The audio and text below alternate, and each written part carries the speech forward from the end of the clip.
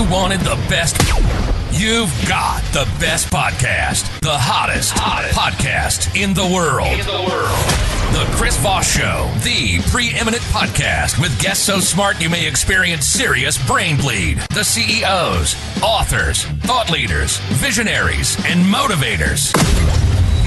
Get ready. Strap yourself in. Keep your hands, arms, and legs inside the vehicle at all times, because you're about to go on a monster education roller coaster with your brain. Now, here's your host, Chris Voss. Hey folks, it's Voss here from the ChrisVossShow.com. Ladies and gentlemen, the only things that makes official. Welcome to 16 years, 2,500 episodes of the Chris Voss Show, because we had nothing better to do but entertain you, make you smarter, share the wonderful stories of life to uplift you, give you blueprints on how to solve all your life's problems. If you go on, I'm pretty sure, actually, come to think of it, 16 years, 2,500 episodes, there is probably an episode for how to solve every problem in life on the Chris Voss Show. You think that's possible, Deniz? Is that possible? I don't know. I'm unfortunately not well acquainted enough with the portfolio. We'll have him as a new fan, but I mean, somebody count how many problems anyone can have in the world? Is 2,500 the max? I don't know. I'll have to ask some people. Anyway, guys, go to goodreads.com/Chris Voss, LinkedIn.com/Chris Voss, Facebook.com/Chris Voss, and YouTube.com/Chris Voss. There's a lot of Chris Voss in there. What the hell is that about? Opinions expressed by guests on the podcast are solely their own and do not necessarily reflect the opinions of the host or the Chris Voss Show. Some guests of the show may be advertising on the podcast, but it is not an endorsement or review of any kind. Hey, guys, we have an amazing young man on the show. We're going to be talking to him about his company, Prolific Machines, his entrepreneurial journey, how he became one, how he is one, and what he hopes to do with that. And maybe, he can give you some inspiration, too, on how to become one as well. Dr. Deniz Kent, Deniz with a Z, by the way, if you Google it, is a co-founder and chief executive officer of Prolific Machines, a photomolecular biology innovator ushering in a new era of biotechnology using a light, I say. I don't know why I make a big deal of that. Prolific it is actually cool though. Prolific harnesses light to produce everyday essentials more efficiently, from food and life-saving drugs to novel bio solutions. The Bay Area company's first of its kind platform delivers unprecedented control, precisely guiding cellular behavior where and when it matters most. Unlike existing tools used to control biology, they use technology that unlocks direct and dynamic control over virtually any cellular function in any cell type. This is starting to scare me a little bit. Am I okay?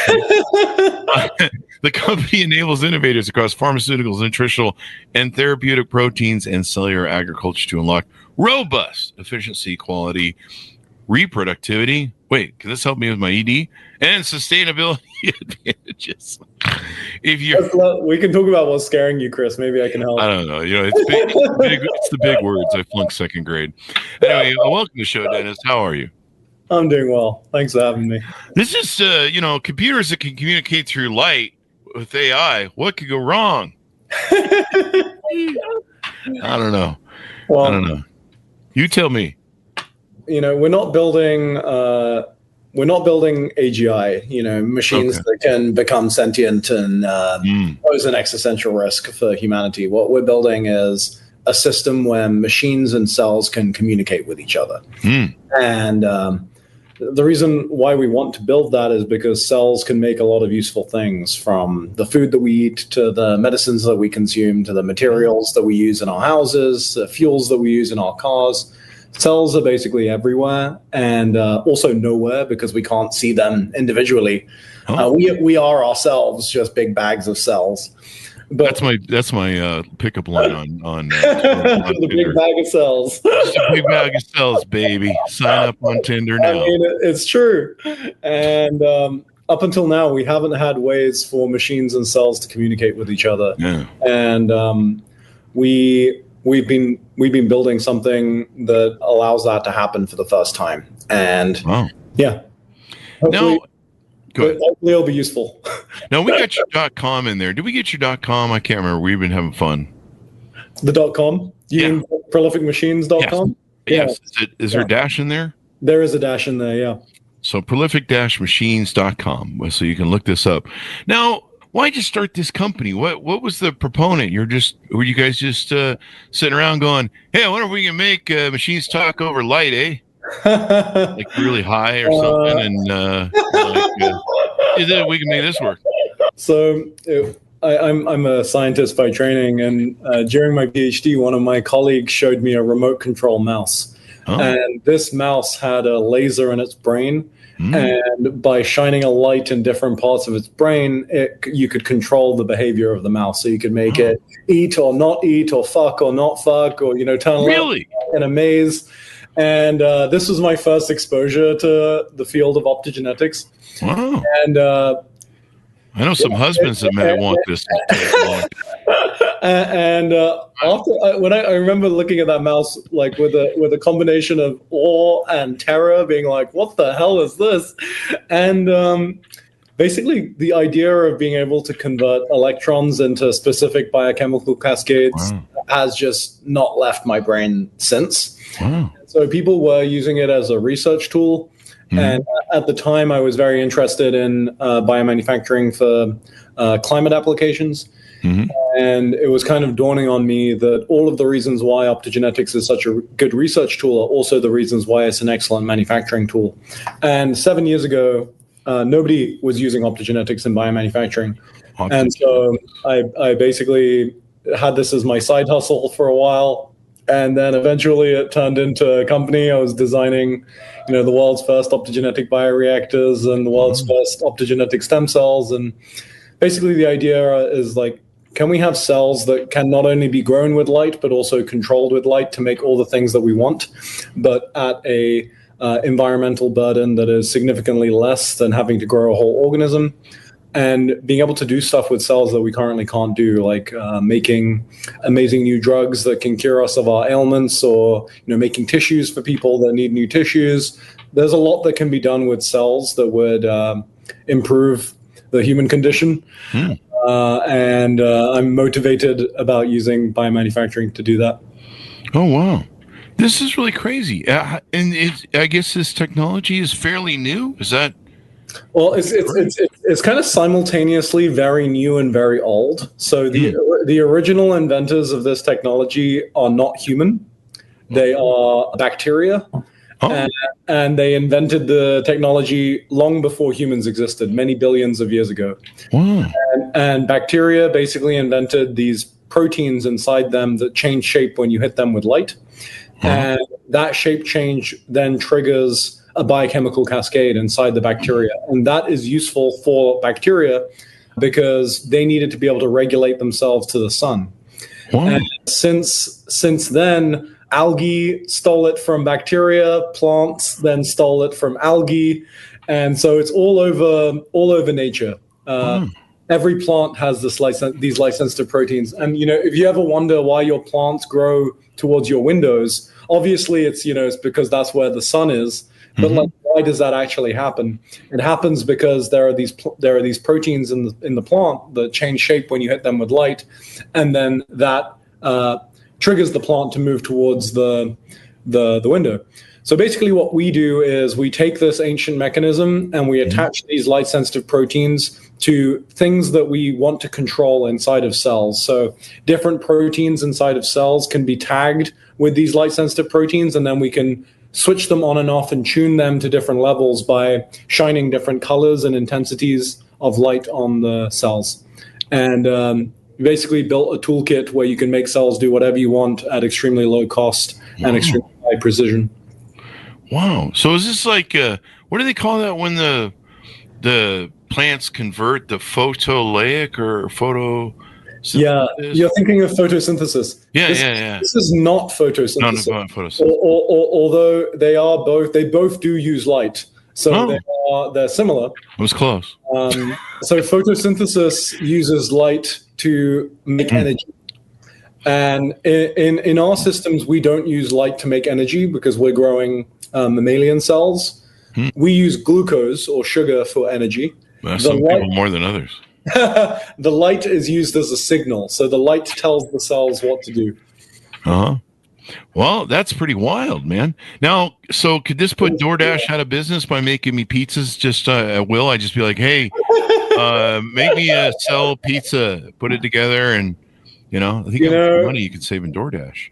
In theory, every home could have a bioreactor where you are growing the cells that you want. So we could like.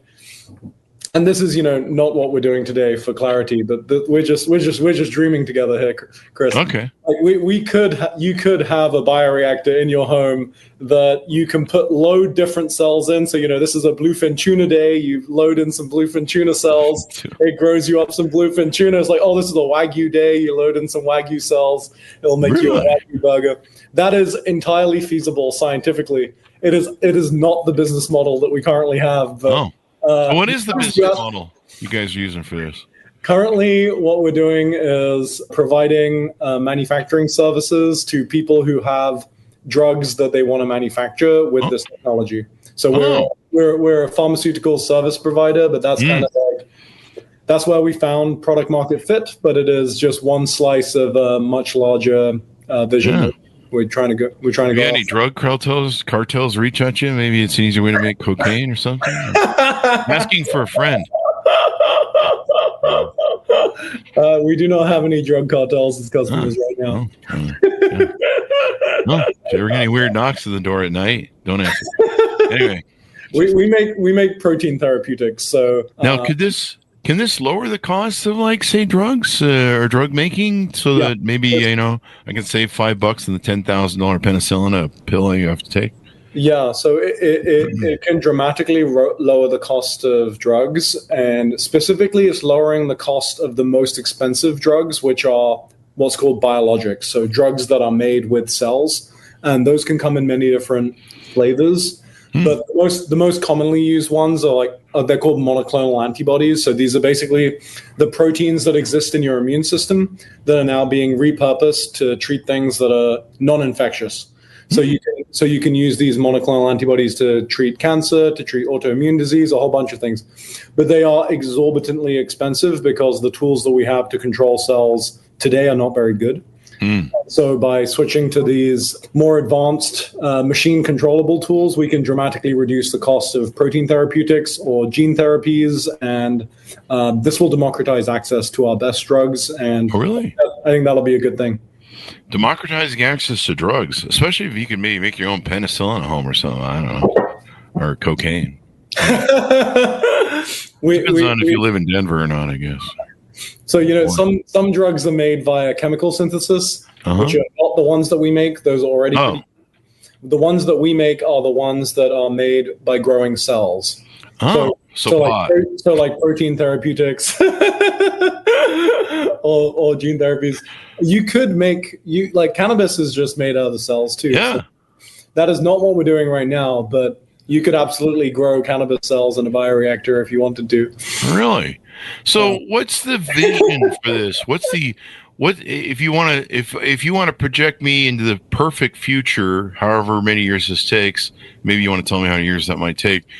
Where could this become something maybe could change the lives of everyday users? Do I get one of these bioreactors next to my espresso machine or my microwave, or how does that work? So the ultimate goal is anyone who wants to make something with cells can use our technology as the infrastructure to do that. Right now, the customers are businesses, not people directly. So it's more likely that you would interact with it indirectly via a company. So like a company that you buy drugs from, or a supermarket that you buy food from, or that's going to be the first way that people interact with this. But then eventually, it is possible that people could have bioreactors in their own homes. And, it's kind of interesting because this all sounds and feels very new, but biomanufacturing, this field has actually been around for a very, very long time. So thousands and thousands of years. In fact, we have ancient archaeological evidence of the Roman Empire doing biomanufacturing to make condiments.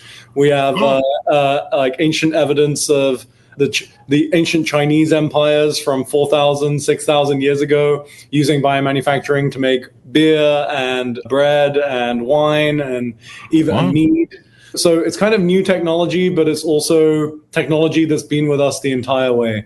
Could you make like dinosaurs and woolly mammoths and shit from DNA? Yeah, you can make anything made out of cells, which is a lot of things. Yeah. How can I make a new girlfriend? Asking for a friend. In theory, yes. But in practice, a whole human is a degree of complexity that is too far for our technology today. All right. But I think we are moving towards a world where we can grow whole tissues and pattern them with light. So we could, I think within maybe 10 years or 20 years, within our lifetimes, we'll be able to make tissues and organs. And that is a stepping stone to the girlfriend that you want. Cool. Replaceable parts too. That's what I've always wanted. I mean, like, how come I can call Chevy and get a new alternator, but I can't get a new kidney? What the fuck? Well, that's what we're trying to solve. Yeah, that'd be awesome, man. I think in the future you will be able to grow. We'll be able to take some Chris Voss cells from you, and we'll be able to grow out your cells specifically in a bioreactor, and then we'll be able to pattern them to make a kidney or a liver or a lung or whatever it is that you want. Did you hear that, kid? Honey, it's going to be a while before I can make a new girlfriend, so just pack your bags and get ready. That's all.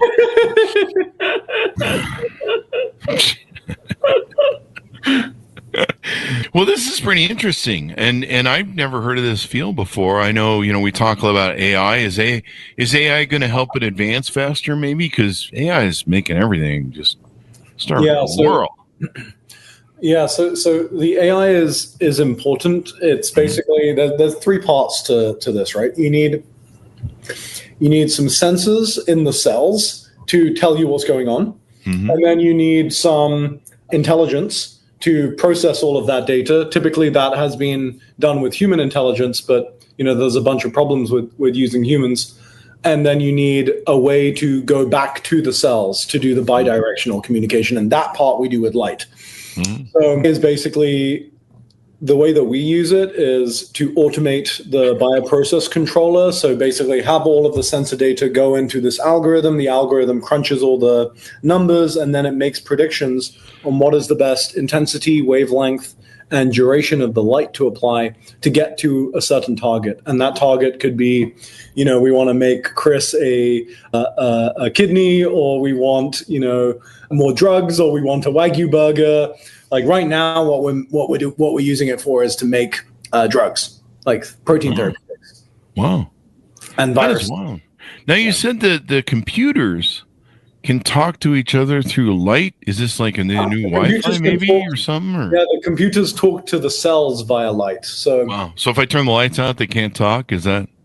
In our bioreactors, if you switch the lights off, then you only have one directional communication. Oh, okay. You still have the sensors that are telling you what's going on, but you don't have a way for the machines to communicate with the cells. What is it like Ghostbusters, where if I cross the beams, bad things happen? Doing a Ghostbusters. Okay. It is a great question.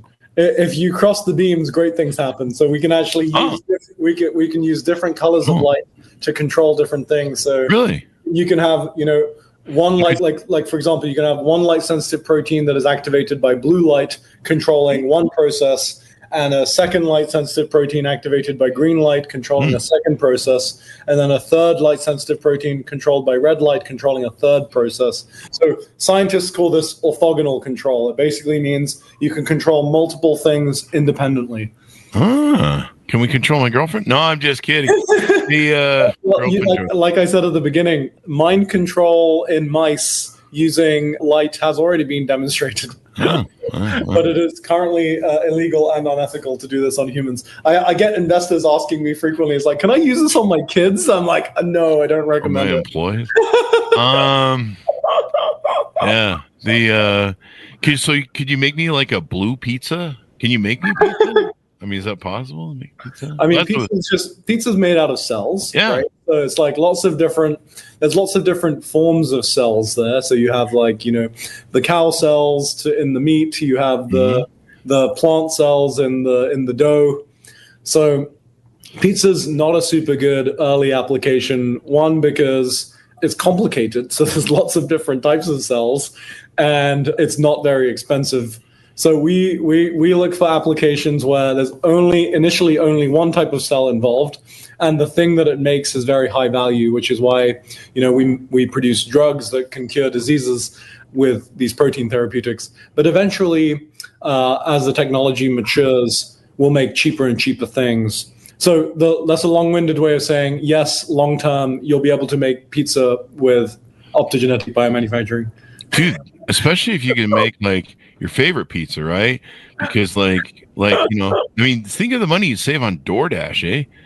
You wouldn't have to have food flavoring anymore, So you want an at-home bioreactor. I do. I want one. This is good. This is a customer discovery. Put this in my basement. I'll add you to the list. This is one of those IBM moments where that one guy, Watson or whatever, he's like, "There's no reason anybody needs to have a personal computer in a home." You're wrong. I want a bioreactor. Right next to the microwave. You probably can't sit it too close to the microwave. That might be a bad idea. But, next to my espresso machine, you got the full utility of kitchenware there. So what we'll be able to hook you up with eventually is, you'll have your bioreactor, and then you'll have a little freezer full of different frozen bioreactor cells. Mm-hmm. And then you'll be able to choose, what do you want? Is it a bluefin tuna? Is it a Wagyu? Is it a plant cell? And then you can have a little library of frozen cells. You put it into the bioreactor, and then you make what you want. Like a Big Mac or something. You don't have to go to McDonald's. You have to drive over there. You just make a Big Mac at home and be like, it's a Big Mac. I mean, we'll start by you just make the patty, That's a good start. Yeah. I mean, it might be taken. There's a lot that goes into a Big Mac, so yeah. We want high value, low complexity to start, Chris. Oh well, that's not the Big Mac. That's not the Big Mac. According to court, there's a Franken meat in there of some type, but no one knows. But like cancer drugs, that's a pretty high value. Yeah, solving Alzheimer's maybe, or brother brain diseases, MS or something maybe. I mean, people are developing protein therapeutics for all sorts of diseases right now. It's actually quite an exciting time. Lyme disease would be a big one that would help a lot of people out, because that thing's such a crazy thing. Yeah. And so you guys are you guys kind of on the cutting edge of this? Is there a lot of other people in this field doing it? We created the field of optogenetic biomanufacturing, and we're at the bleeding edge of this. Wow, that is wild. This field is also like another name that people use for it is synthetic biology. So it's basically the idea of taking biology and adding in a bunch of stuff to make it do stuff that it wouldn't normally do. So are you appearing on the shows to raise awareness? Or are you looking for investors, or what are you guys hoping to achieve? Just here to have a fun conversation with you. Help you grow some kidneys. Let me grow that third nut, maybe some breasts or something. I don't know. I never leave the house. Yeah, I mean, I'm going out into the world trying to raise awareness about this, trying to educate people about this. Mm-hmm. We are obviously constantly onboarding more customers and investors, and I bet investors love this sort of stuff. This is the future, eh? Yeah, we've got some amazing investors. I'm here to try and educate people. Don't go on Twitter, because there's no hope there. Anyway. I'm actually not on Twitter. I only use LinkedIn. we do a lot of Twitter abuse, callback jokes on the show. It's fun, to kick it. Anyway, I should call it X when I abuse it, and then call it Twitter when I love on it, because it's still Twitter to me, or it will always be Twitter to me. What haven't we talked about that maybe we should make people aware of what you guys are doing, or this technology's doing, and how it might change their life? Yeah, I mean, if you are if you're listening to this, you're in the pharmaceutical industry and you want to make biological drugs, definitely get in touch. You can follow me on LinkedIn, or you can go through our website. Mm-hmm. If you're just part of the general public and you're interested in this stuff, I have a book coming out about biomanufacturing. It's going to be probably at some point in the next 2 years or so. And you can follow me on LinkedIn if you're interested in that. And if you want to work in biomanufacturing, then we have periodically new jobs posted on our website, so you can keep an eye out. This sounds like it might be a fun industry to work in. It is a fun industry to work in. Yeah, especially if I can figure out how to build me a new girlfriend. It's difficult and rewarding. Couple of them. Yeah. Well, this is the future, man. That's just crazy, man. It's what's going on, man. I remember the days when computers had to talk to each other through wires, eh? So, I mean, that would be really cool, especially if, like, I don't know, you could have network in your home where instead of having everything plugged in on stupid wires, or you just. Yeah, so to be clear, the computers are still talking to each other with wires. The light is the light is used to go between the cells and the computers. Yeah. See, this is too much for my primitive man to fully grasp. I'll have to watch the show a couple times just to understand what happened here. That or I'll hire someone to explain it to me. So, what was he saying? We have some good explainer videos on our website if you want to watch those. There you go. No, but this is cool, man. I'm excited about the future. I mean, I've always wondered why we can't have reprintable body organs, and why we just can't be parted out like a Chevy car. You can be like, hey, I got a bad brain, or I got a bad kidney, or got a bad toe. Yep. We just get a replacement part in here, screw that baby on. You know. That's absolutely the future that we're heading towards. Yeah, duct tape it up and go. Hopefully, no duct tape. Well, I mean, we can use You don't want it to fall. Cellular duct tape. Cellular duct tape, yeah. Well, AI and this sort of stuff. Wow, the future's coming, man. It's like the George Jetsons are here. Was it George Jetson?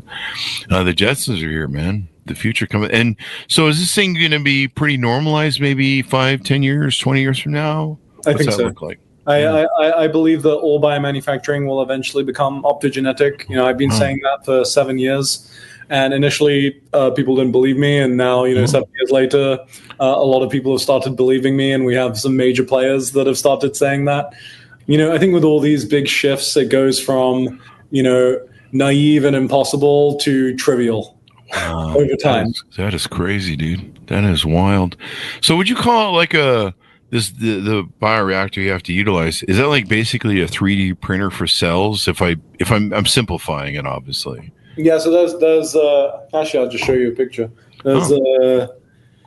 There's lots of different types of hardware that you can use for different things, but that's what my girlfriend says.